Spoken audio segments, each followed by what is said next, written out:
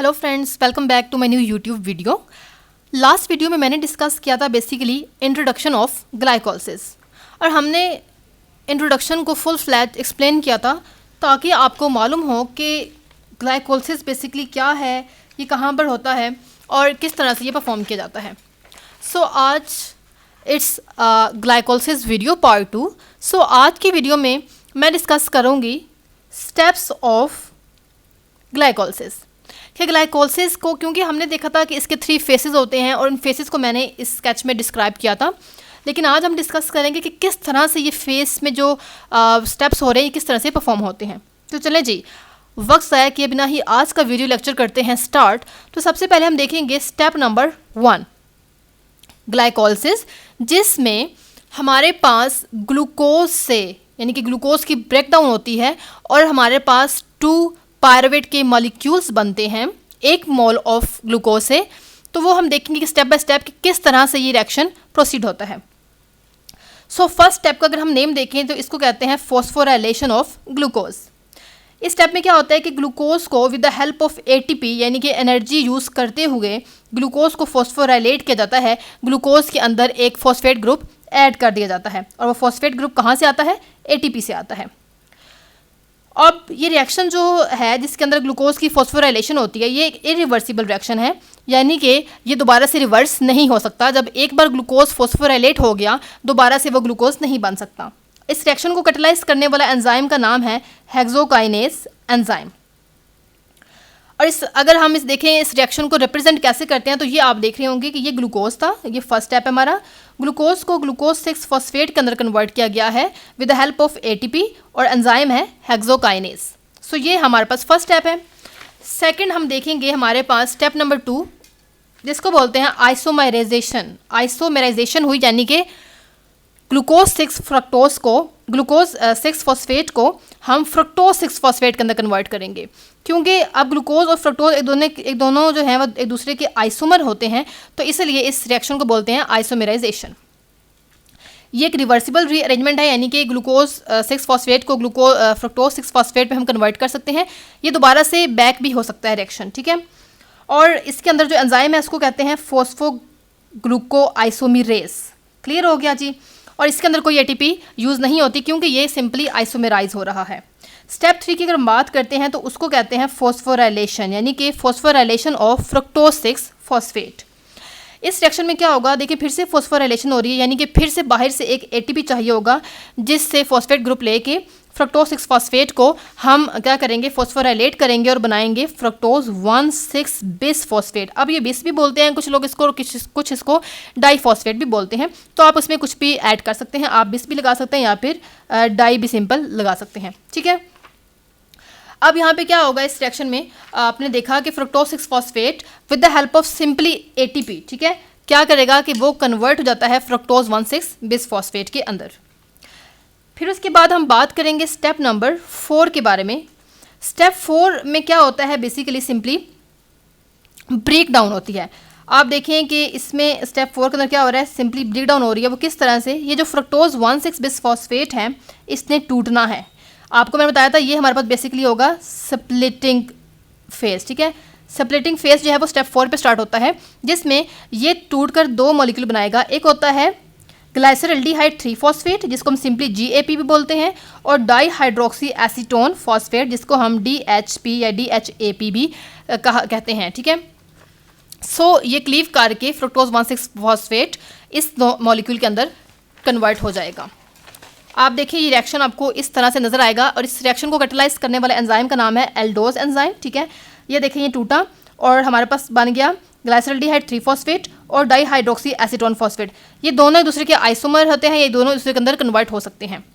Next फिर आता है फिफ्थ स्टेप। फिफ्थ स्टेप को बोलते हैं आइसोमेराइजेशन। आइसोमेराइजेशन बेसिकली क्या होती है कि डाईहाइड्रोक्सी एसीटोन या फिर ग्लाइसरल्डिहाइड 3 फॉस्फेट, इन दोनों में से कोई भी है वो ऑक्सीडाइज हो जाएगा। सिंपली क्या हुआ, ये जो डाईहाइड्रोक्सी एसीटोन फॉस्फेट है ये ऑक्सीडाइज हुआ और इसने बना दिया ग्लाइसरल्डिहाइड 3 फॉस्फेट, ठीक है।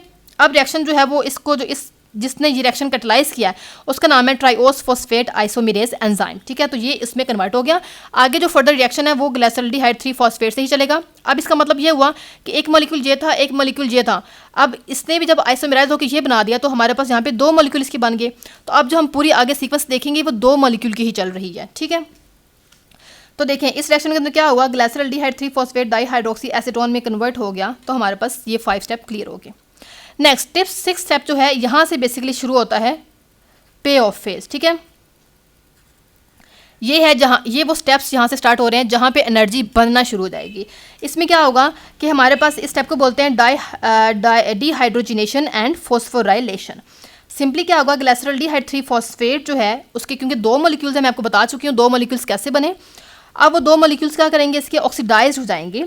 ग्लाइसरल्डिहाइड 3 फॉस्फेट डीहाइड्रोजिनेज वो एंजाइम है जो इस रिएक्शन को कैटालाइज करेगा और ग्लाइसरल्डिहाइड 3 फॉस्फेट को 1,3 बिस फॉस्फो या फिर डाईफॉस्फोग्लाइसरेट के अंदर कन्वर्ट कर देगा। क्लियर हो गया। ये हमारे पास स्टेप नंबर 6 सिंपली होता है। आप देखेंगे इसको रिएक्शन कैसे इसका हो रहा, ये देखें ग्लाइसरल्डिहाइड 3 फॉस्फेट था, ठीक है। उसने क्या किया कि with the help of NAD यहाँ पे NADH बन जाता है और 1,3 बिस फॉस्फोग्लाइसरेट बन जाता है। देन हम बात करेंगे स्टेप नंबर 7 के बारे में। ये वो स्टेप है जहाँ पर ATP डायरेक्ट जो है वो बन रही है। कैसे बनेगी आप देखेंगे, the transfer of high energy phosphate group that was generated earlier to the ATP form ATP, ठीक है। इसमें देखें आपको कैसे, मैं आपको दिखाती हूँ सिंपली। आप यहाँ पे पहले रिएक्शन देखें कि 1,3 बिस फॉस्फोग्लाइसरेट था। इसमें क्या हुआ कि हमारे पास 2 ATP यहाँ पे जनरेट हो रहे हैं। 2 ATP मैंने इसलिए कहा यहाँ पे क्योंकि रिएक्शन डबल चल रहा है। ये 2 हमारे पास मॉलिक्यूल प्रेजेंट है तो इससे 2 ATP बनेंगे। तो यहाँ पे देखें 2 ATP रिलीज होगा और 3 फॉस्फोग्लाइसरेट हमारे पास बन जाता है। इसको हम simply first substrate level phosphorylation भी कहते हैं ग्लाइकोलिसिस की। तो ये जो फॉस्फोराइलेशन हो रही है, फॉस्फोराइलेशन का मतलब होता है एडिशन ऑफ फॉस्फेट 2। अब इसमें क्या हुआ कि क्योंकि फॉस्फोराइलेशन हो रही थी ATP के अंदर फिर एक जो है वो ऐड किया गया फॉस्फेट ग्रुप। रिजल्ट में क्या बना, हमारे पास ATP बन जाता है। इसलिए हम इसको बोलते हैं सबस्ट्रेट लेवल फॉस्फोराइलेशन और ये हमारे पास फर्स्ट सबस्ट्रेट लेवल फॉस्फोराइलेशन है, ठीक है। सो अब क्या हुआ, जो हमारे पास जो प्रोडक्ट बन गया है इस रिएक्शन के अंदर वो क्या बने हैं, 3 फॉस्फोग्लाइसरेट के 2 मॉलिक्यूल्स बने हैं, ठीक है। ये 2 मॉलिक्यूल्स बनते हैं।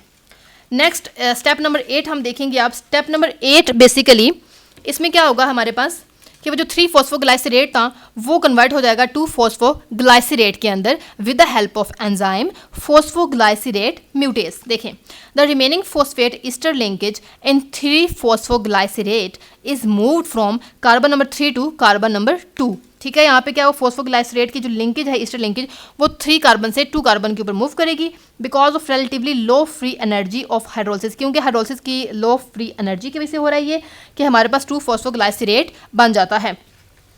ओके हम बात करेंगे स्टेप 9 के बारे में। अब स्टेप 9 में क्या होगा कि ये हमारे पास सेकंड लास्ट रिएक्शन होता है ग्लाइकोलिसिस का। और हम वैसे सिंपली कहें तो ये वो सेकंड रिएक्शन है ग्लाइकोलिसिस के अंदर जहाँ हाई एनर्जी फॉस्फेट कंपाउंड जो है वो फिर से बनाया जाता है। द 2 फॉस्फोग्लाइसरेट जो पिछले स्टेप में बना था इट इज़ डिहाइड्रेटेड, इसको डिहाइड्रेट किया जाएगा with the action of enolase enzyme to phosphoenol pyruvate, यानी कि 2 फॉस्फोग्लाइसरेट को फॉस्फोइनोल पायरोवेट के अंदर कन्वर्ट किया जाएगा with the help of enzyme enolase और यहाँ पर जो है वाटर का मॉलिक्यूल जो है वो रिलीज हो जाएगा। क्लियर हो गया।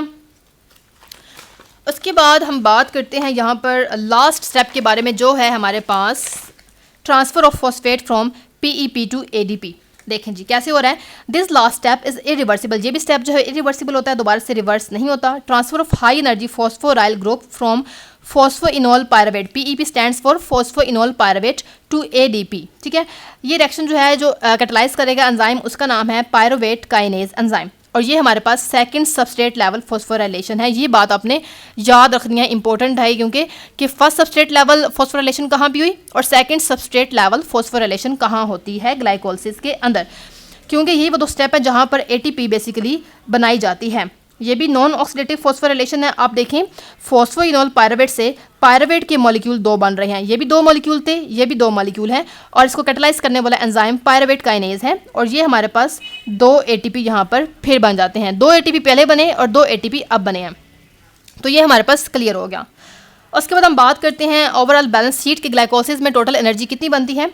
तो एक मॉलिक्यूल जो है वो ग्लूकोज का, उसने 2 मॉलिक्यूल बनाए ग्लाइसल्डिहाइड 3-फॉस्फेट। तो आप ये यहाँ पे बैलेंस इक्वेशन देख सकते हैं कि ग्लूकोज ये रिएक्टेंट हैं सारे और ये सारे प्रोडक्ट हैं, ठीक है। एक ग्लूकोज था तो 2 पायरुवेट बने, 2 ATP थे तो हमारे पास 2 ADP बन जाते हैं, ठीक है। उसके बाद 2 फॉस्फेट ग्रुप यहाँ पे थे, 2 NAD थे, उनसे 2 NADH बनते हैं, 2 हाइड्रोजन यानी कि प्रोटॉन थे तो यहाँ पे भी 2 प्रोटॉन हैं, 4 ADP हैं तो यहाँ पर 4 ATP बनते हैं और ये हमारे पास 2 वाटर जो है वो एलिमिनेट हो जाते हैं। क्लियर हो गया। अब हम यहाँ पे ऑन कैंसल, अगर हम कॉमन टर्म्स को कैंसिल यहाँ से कर देते हैं तो हमारे पास पीछे रहता क्या है, ये देखिए हमारे पास पीछे क्या रह जाता है, ये देखें 2 पायरुवेट, 2 NADH, 2 ATP, 2 हाइड्रोजन यानी कि प्रोटॉन और 2 वाटर रह जाते हैं हमारे पास, ठीक है। सिंपली मैं अगर आपको दिखाऊं यहाँ पर तो ये देखें आपको चार्ट नज़र आ रहा होगा कि हमारे पास इस पूरे ग्लाइकोलिसिस के रिएक्शन के अंदर 4 ATP बने, जो हमने 2 ATP हमने ऊपर यूज़ किए थे स्टार्टिंग वाले फेज़ के अंदर, फर्स्ट फेज़ के अंदर, ठीक है। और 4 ATP हमारे पास पे ऑफ फेज़ के अंदर बनते हैं। क्लियर हो गया। अगर हम 4 - 2 करते हैं तो हमारे पास टोटल 2 ATP रह जाता है और ये वो स्टेप्स हैं जहाँ पर हमने ATP को यूज़ किया है या फिर हमें मिली है। तो हमारे पास जो नेट गेन है ATP का ग्लाइकोसिस के अंदर वो कितना होता है, 2 ATP होता है। 4 - 2 तो रिजल्ट में क्या बनता है, 2 ATP हमारे पास ग्लाइकोलिसिस के अंदर बन जाते हैं, ठीक है जी। That was all about today's lecture. तो हमने देखा कि ग्लाइकोलिसिस के अंदर बेसिकली 4 ATP बनते हैं और 2 ATP यूज़ हुए, जिसके रिजल्ट में 2 ATP जो है वो हमारे पास नेट प्रोडक्शन है, ठीक है। तो हमारे पास कितनी है नेट प्रोडक्शन जो है ATP की, वो ग्लाइकोलिसिस के अंदर 2 ATP होती है, ठीक है। That was all about today's lecture. If you like my video do like and subscribe my channel. मिलते हैं नेक्स्ट वीडियो में, तब तक के लिए अपना बहुत सारा ख्याल रखिए। अल्लाह हाफ़िज़।